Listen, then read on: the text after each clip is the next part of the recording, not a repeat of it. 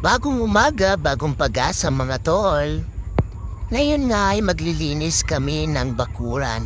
Hindi kasi sa amin yan mga tol, nakigamit lang ako. Dati kasi mga tol, may mga alaga ako. Pato, pabo, at saka mga manok.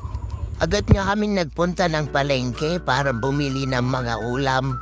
Darating kasi sila Kuya Gary, Ate Ubing, at saka si Saldo. Sila yung magbabaklas at saka magdadamo. Ganyan nga mamili ng gulay si Mrs. Babalik na rin lahat. Ganyan din ba kayo mga tol? Sigurista. Wow! Pagkabalik na nga namin sa bahay, nagsimula na palang magbaklas si Kuya. Tignan nyo naman, may taga-video pa siya. Hindi, sinabi ko kasi mag-video siya, baka hindi ko maabutan eh. Natapos na nga nilang baklasin. Sabi ko sa kanila mauna na ako sa bukid. Papaayos ko kasi yung bakod doon, sira. At syempre magdadamo din. Tingnan nyo naman yung mga damo, mas mataas pa sa akin.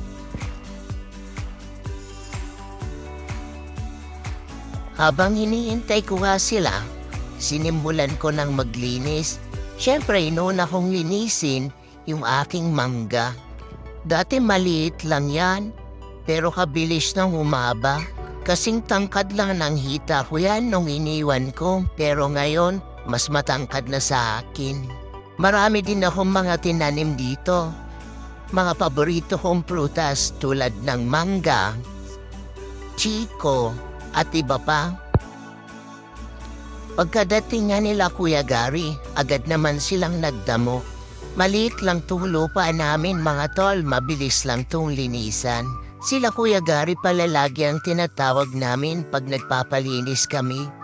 Minsan ini-sprayhan na lang niya para madaling matuyo yung damo. Ayoko kasi nakikitang mahaba yung mga damo. Parang sinasabing napapabayaan yung lupa. Ganon lang siguro kasi kakarampot lang. O kaya naman, natutuwa lang ako dahil may sarili na kaming pundar. May masasabi ka ng sarili mong lupa. Hindi lang lupa sa kuko.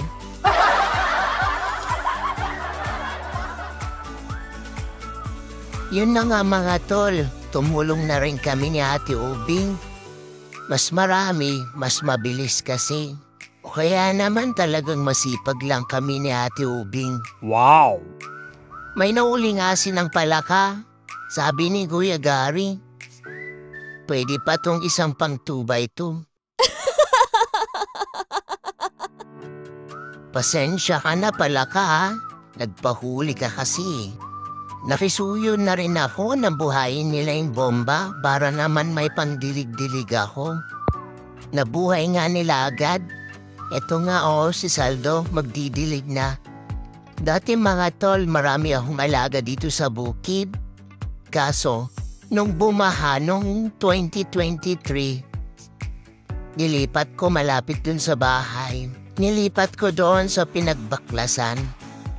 Grabe kasi yung baha noon hanggang tuhod. Buti last year hindi na nagbaha.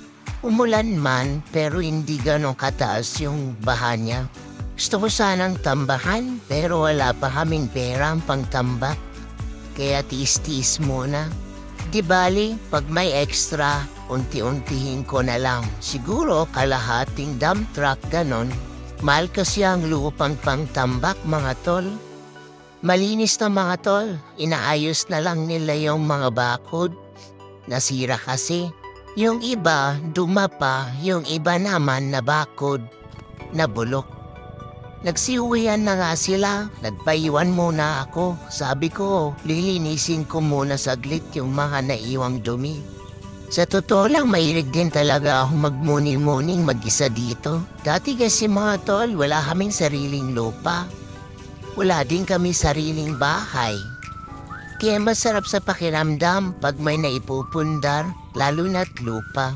Kasing sabi nila, yung lupa, nandyan lang yan. Hindi yan mabubulok. Habang tumatagal, nagmamahal.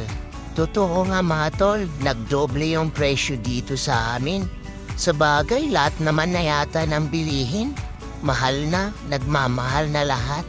Wala na ba yung bumababang presyo? Pauwi na nga ako mga tol. Sabi ko sa mga bantay, kayo nang bahala ha. O paano mga tol, hanggang dito na lang. Bye!